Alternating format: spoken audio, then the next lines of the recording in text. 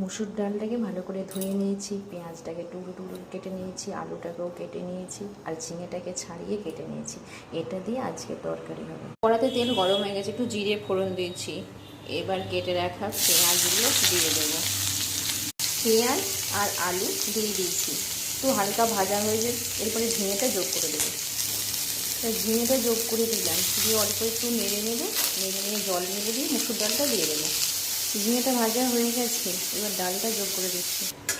এবার পরিমাণ মতো জল, ডালটা দিয়ে দিয়েছি, পরিমাণ মতো জল আর হলুদ আর লবণ দিয়ে দিয়েছি। এটা দিয়ে 10 থেকে 15 মিনিট মিডিয়াম টু লো জল, গ্যাসটা জল। আমার ঝিঙে মুসুর ডাল আর আলুর তরকারি হয়ে গেছে। এটা তৈরি হতে আমার 6 মিনিটের মতন লেগেছে। এটা ডাল অনুপাতে হয়, খুব ছোটো ছোটো দানা ছিল এই যে ডালটা, ওই জন্য তাড়াতাড়ি হয়ে গেছে।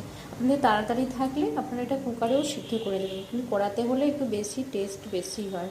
আর এটা আপনারা অন্য মশলাও যোগ করতে পারেন। এটা তৈরি হয়ে গেছে, দেখুন, মশলা ছাড়া মুসুর ডাল, ঝিঙে দিয়ে মুসুর ডাল গরমে খুবই উপকারী।